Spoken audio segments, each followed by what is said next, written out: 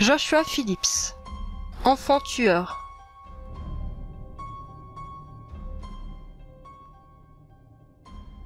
Joshua Earl Patrick Phillips, né le 17 mars 1984 à Jacksonville en Floride, a été condamné en juillet 1999 pour le meurtre de sa voisine, Maddie Clifton, 8 ans, assassinée par Joshua en novembre 1998 alors qu'il n'avait que 14 ans.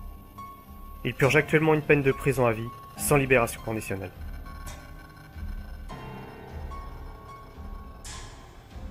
Le 3 novembre 1998, Maddie Clifton disparaît.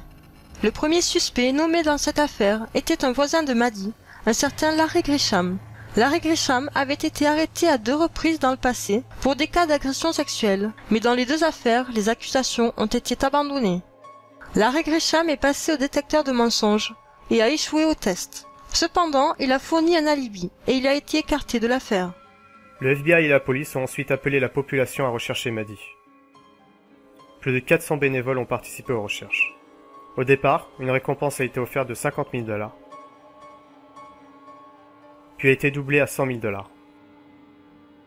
Parmi les volontaires, un certain Joshua Phillips y figurait.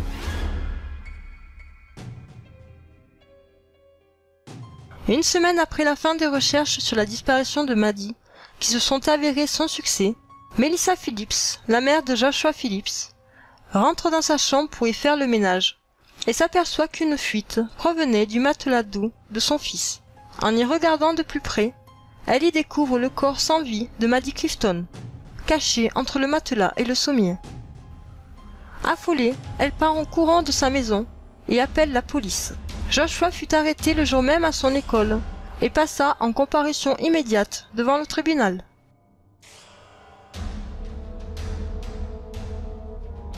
Selon le récit de Joshua, Maddie et Joshua s'amusaient au baseball un après-midi de novembre, quand Joshua apportait un coup de batte de baseball à l'œil de Maddie.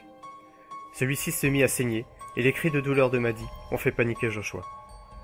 Il l'entraîna de force dans sa chambre, prit un cordon téléphonique et essaya de l'étrangler pendant 15 minutes. Joshua prend conscience que Maddie est toujours en vie.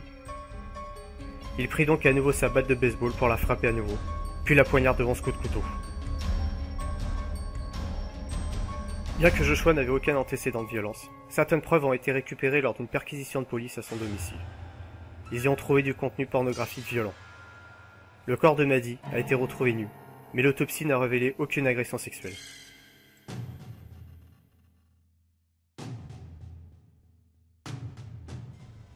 Le procès de Joshua Phillips a eu lieu dans le comté de Polk afin d'éviter tout débordement médiatique.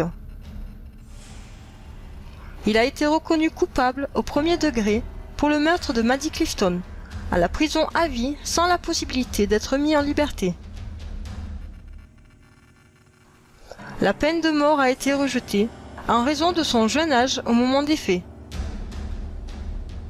Joshua semble avoir été motivé par la crainte de la réaction de son père, qu'il dit violent.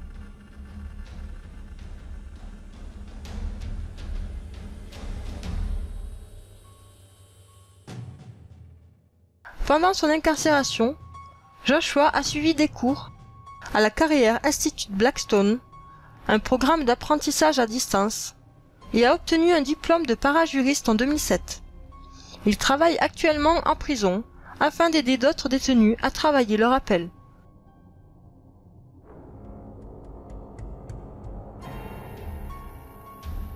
En 2002, il fait appel de sa condamnation. La cour confirma sa culpabilité. En décembre 2004, sa mère, Melissa Phillips, demande un nouveau procès pour son fils. Elle estime que son jeune âge au moment des faits devrait être pris en compte. Donc en 2005, de nouvelles dates d'audience sont fixées pour un nouveau procès.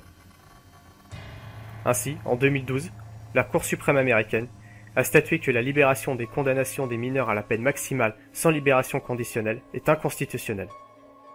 Joshua finira sa vie en prison.